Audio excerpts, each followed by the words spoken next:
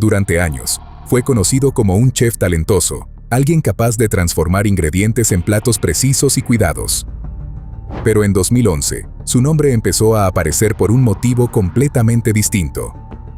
Ante la policía, afirmó haber deshecho el cuerpo de su esposa utilizando su propia cocina, en el mismo lugar donde trabajaba cada día. Esa confesión, tan detallada como inquietante, no fue la única. Con el paso del tiempo, cambió su versión en varias ocasiones, negando después lo que había dicho y ofreciendo relatos distintos sobre lo ocurrido. Sin un cuerpo y con múltiples historias contradictorias, el caso quedó marcado por una pregunta que nunca terminó de resolverse. ¿Qué fue lo que realmente pasó dentro de esa casa? Si quieres conocer todos los detalles, te recomiendo que te pongas cómodo y veas esta historia que conmocionó a Estados Unidos. El caso de Dawn's Beans. Todos los días convivimos con la maldad. Somos testigos de la parte más oscura del comportamiento humano. El sufrimiento provocado por un individuo a otros es algo latente en nuestra sociedad. En Investigadores Criminales nos adentraremos en ese lado oscuro de la humanidad.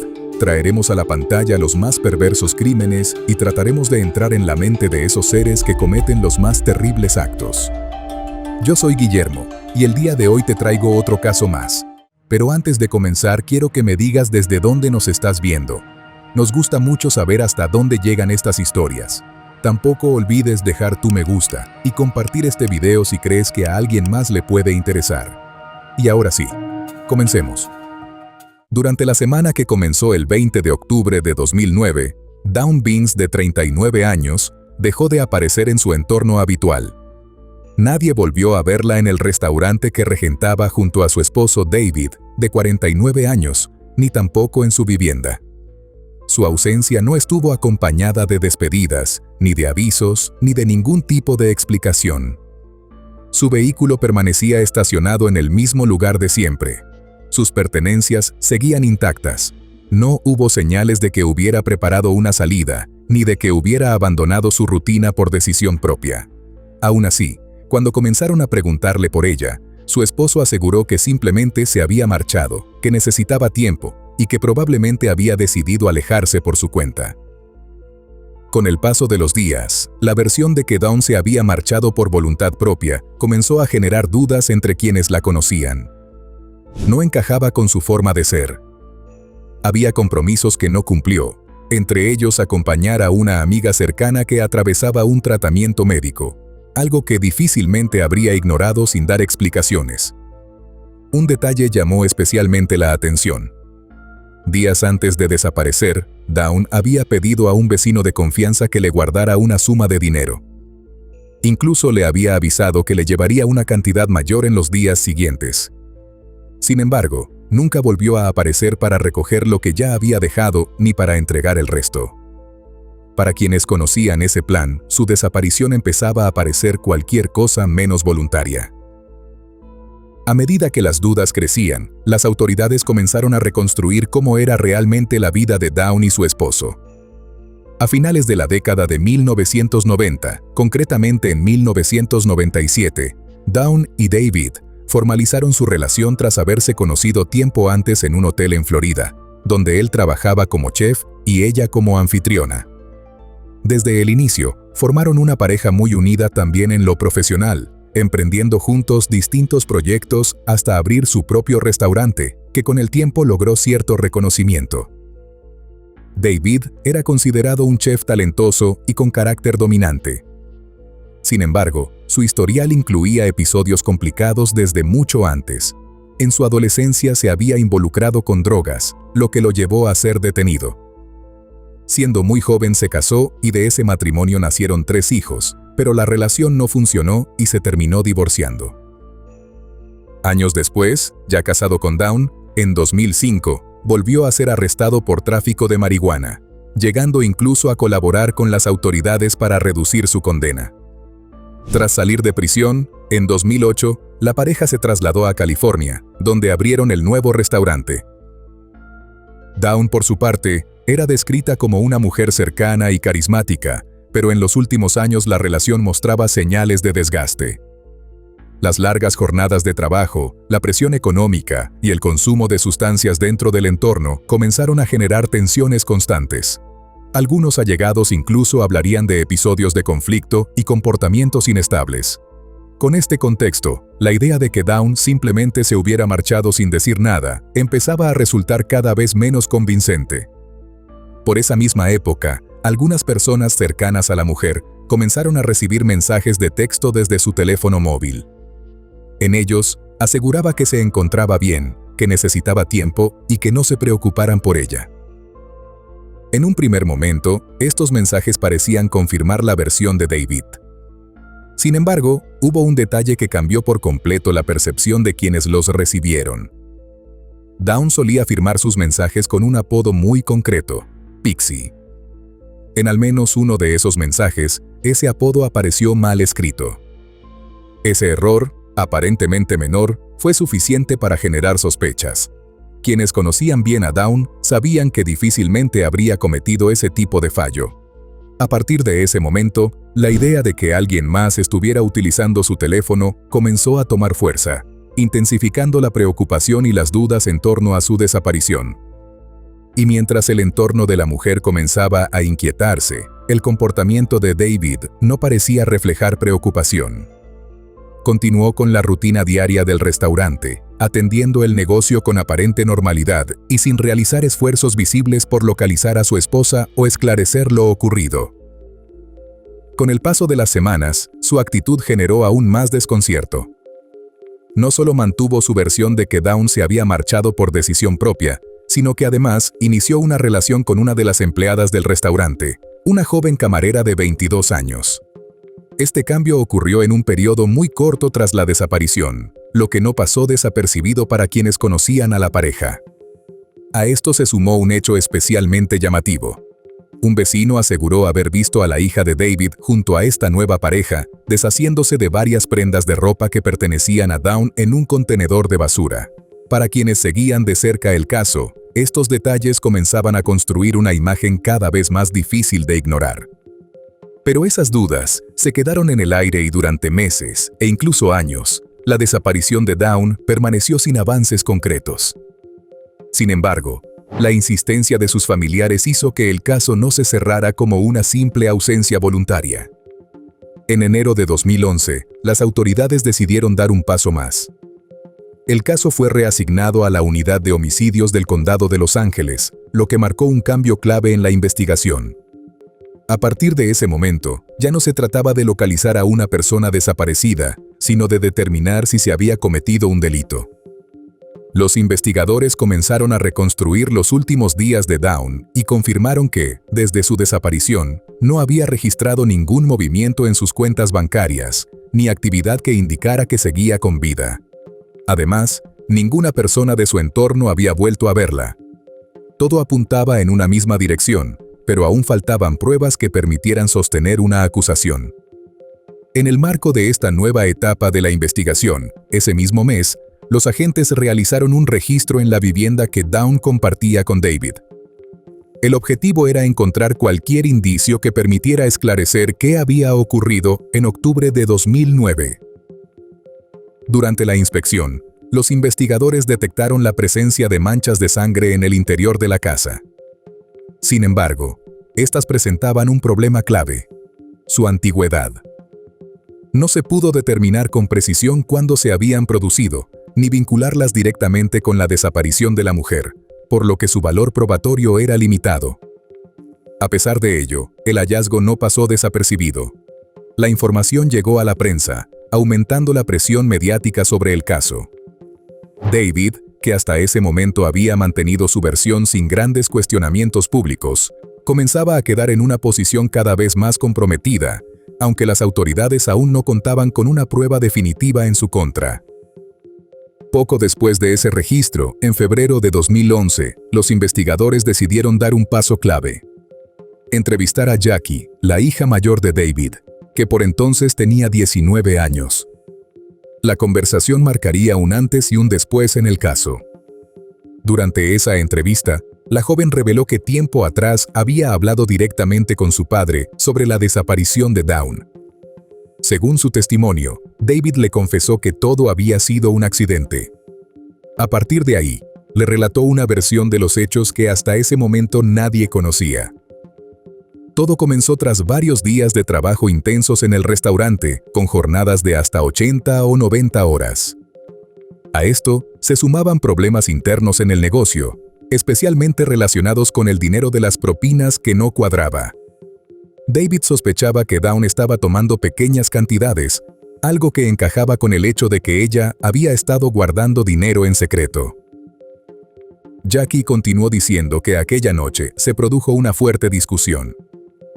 David aseguró que Dawn se encontraba bajo los efectos de sustancias y que su comportamiento era errático.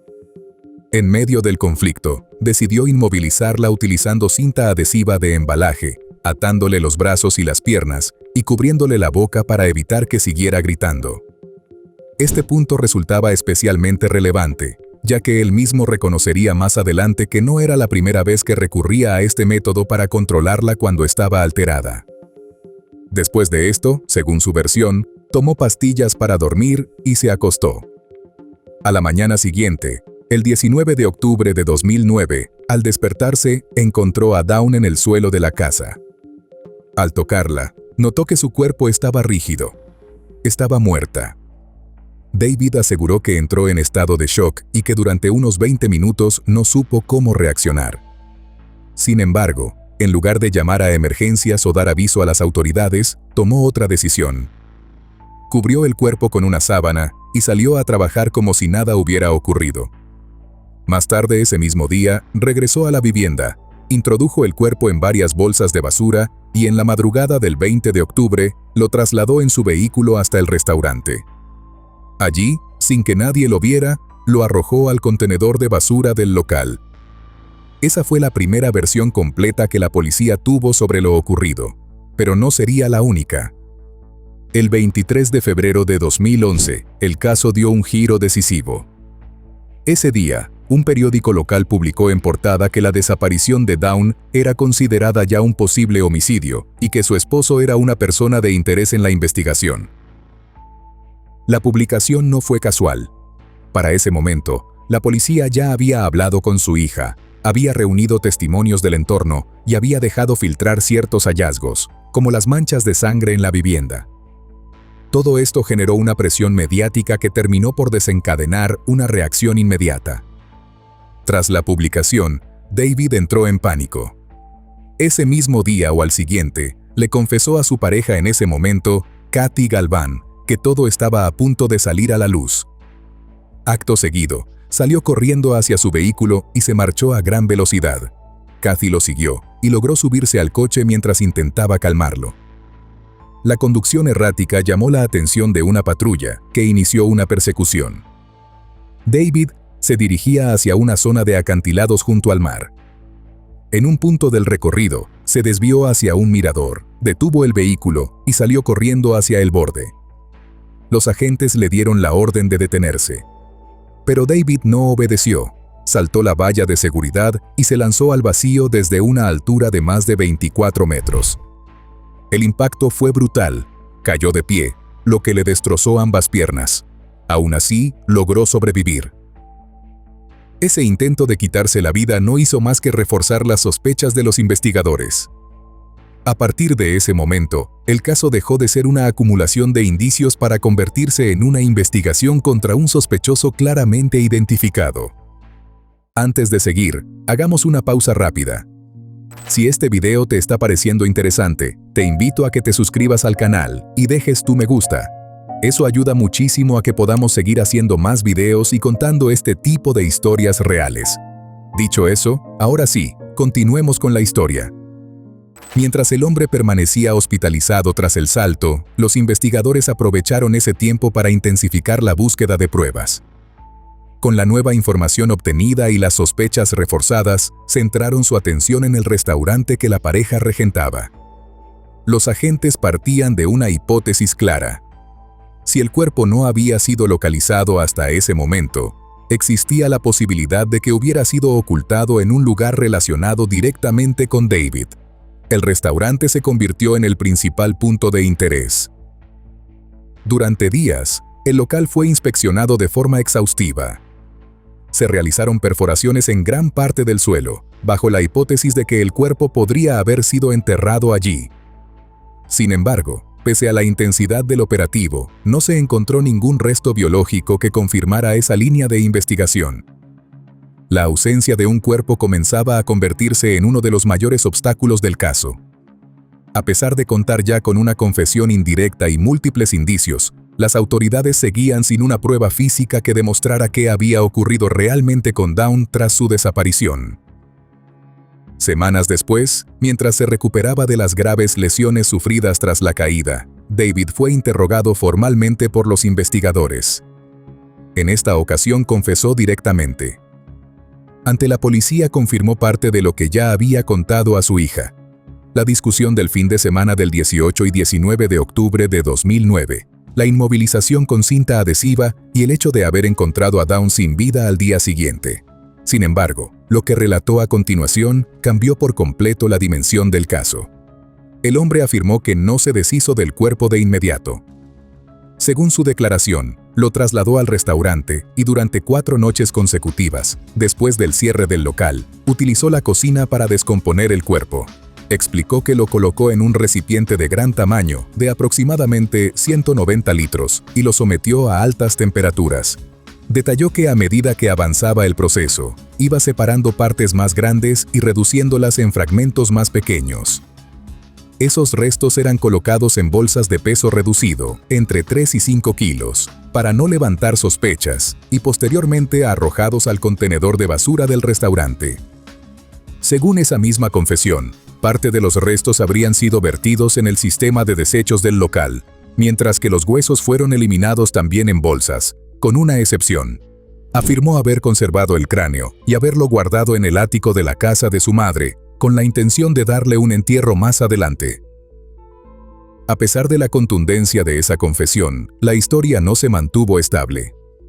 Con el paso del tiempo, comenzó a modificar su versión de los hechos, introduciendo nuevas explicaciones que contradecían lo que había declarado inicialmente ante la policía en 2011. En entrevistas posteriores, especialmente en una concedida a un programa televisivo de crímenes, ofreció un relato distinto. Afirmó que la noche de los hechos había llegado a casa y que Dawn no se encontraba allí. Supuso que había salido a conseguir drogas y decidió acostarse, bloqueando la puerta del dormitorio para evitar problemas cuando regresara.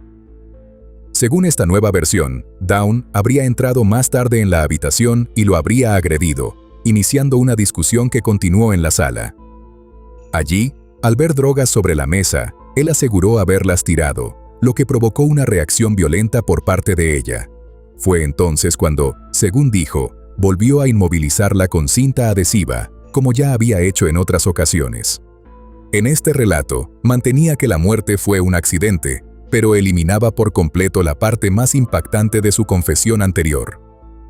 Negó haber descompuesto el cuerpo y aseguró que aquella declaración había sido producto de una confusión causada por los medicamentos que estaba recibiendo tras el intento de quitarse la vida. Estas contradicciones no solo debilitaban su credibilidad, sino que reforzaban una idea clave para los investigadores. El hombre estaba ajustando su historia en función de las circunstancias, sin ofrecer una versión coherente y verificable de lo ocurrido. Así, el juicio comenzó a finales de septiembre de 2012 en el Tribunal Superior del Condado de Los Ángeles. Para ese momento, habían pasado casi 3 años desde la desaparición de Dawn, y el caso llegaba a sala sin un elemento fundamental: el cuerpo de la víctima. Durante el proceso, las dos partes presentaron versiones completamente opuestas. La defensa sostuvo que se trató de un accidente. Argumentaron que David había utilizado en otras ocasiones la inmovilización con cinta adhesiva cuando Dawn se encontraba bajo los efectos de sustancias y que aquella vez, simplemente, las cosas salieron mal. Por su parte, la fiscalía planteó que no fue un hecho fortuito. Según su hipótesis, David actuó de manera consciente, motivado por conflictos dentro del negocio, especialmente tras descubrir que Dawn estaba tomando dinero sin su conocimiento. Para ellos, la muerte no fue consecuencia de un descuido, sino el resultado de una acción deliberada. El jurado escuchó testimonios clave. Jackie, la hija de David, relató lo que su padre le había confesado. Además, se presentó la grabación de la confesión que David había realizado en 2011 ante la policía, en la que detallaba cómo se había deshecho del cuerpo. Sin restos físicos y con versiones contradictorias, el caso se sostenía principalmente sobre declaraciones, comportamiento posterior y la propia confesión del acusado. El jurado debía decidir si aquello había sido un accidente o un acto intencional. Tras escuchar todas las pruebas y testimonios, el jurado deliberó durante aproximadamente 5 horas antes de alcanzar una decisión.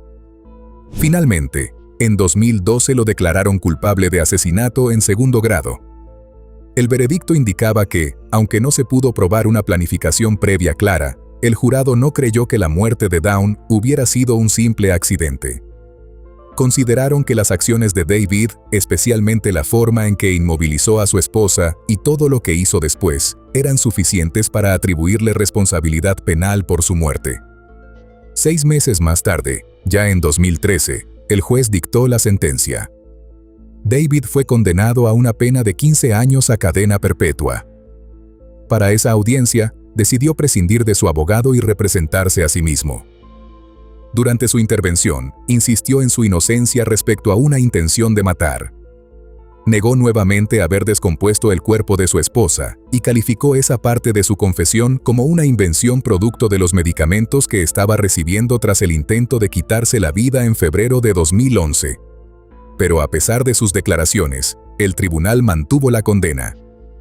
Para la justicia, más allá de las versiones cambiantes, los hechos y su comportamiento posterior habían sido determinantes. Sin cuerpo, pero con una confesión y múltiples indicios, el caso quedaba judicialmente cerrado. Sin embargo, las cosas no terminaron allí.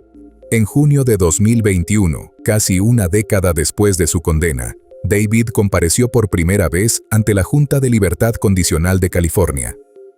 La audiencia se extendió durante aproximadamente 6 horas y en ella volvió a relatar lo ocurrido en octubre de 2009. Durante su intervención, afirmó estar profundamente arrepentido y reconoció haber sido un esposo controlador, celoso y abusivo. También aseguró que, durante su tiempo en prisión, había participado en programas de rehabilitación, incluyendo Alcohólicos Anónimos y terapias de manejo de la ira, y que su intención era, en el futuro, ayudar a otras personas en situaciones similares. No obstante, también salieron a la luz aspectos negativos de su comportamiento en prisión, como infracciones disciplinarias, entre ellas amenazas a otro interno y el incumplimiento de normas dentro del centro. Estos elementos fueron considerados por la Junta al momento de evaluar su solicitud. Al finalizar la audiencia, los comisionados tardaron menos de 1 hora en tomar la decisión de denegar la libertad condicional, ya que determinaron que David aún representaba un riesgo. Se estableció que podría volver a solicitar este beneficio en el año 2026. Sin embargo, hasta el momento en el que estamos realizando esta investigación, abril de 2026, no existen registros públicos que confirmen que haya obtenido este beneficio, por lo que todo indica que continúa en prisión o que su situación no ha sido actualizada de forma oficial. A día de hoy, el cuerpo de Dawn nunca ha sido encontrado. Todo lo que se sabe sobre lo ocurrido depende de las versiones del propio responsable, versiones que cambiaron con el tiempo. Sin pruebas físicas concluyentes y con múltiples contradicciones, el caso quedó marcado por una incógnita que nunca llegó a resolverse por completo. Y es ahí donde este caso resulta incómodo, porque más allá de la sentencia, lo que deja es una realidad difícil de ignorar. Las señales estaban ahí, los conflictos existían, y aún así, todo avanzó hasta un punto sin retorno. Historias como esta no empiezan con un desenlace, empiezan mucho antes, en dinámicas que se normalizan hasta que ya es demasiado tarde. Y bueno, querida audiencia, hasta aquí una investigación más. ¿Qué opinan del caso de hoy? Nos gustaría mucho leer sus comentarios, ya que su opinión sobre los casos es muy importante para nosotros. Recuerden siempre hacerlo con el máximo respeto posible, tanto para la víctima como para los demás espectadores, y nosotros que los estaremos leyendo. Antes de irte, deja tu me gusta y suscríbete si aún no lo estás. Tampoco te olvides de compartir este video si crees que a alguien que conoces le puede interesar. Nos vemos hasta otra investigación criminal. Adiós.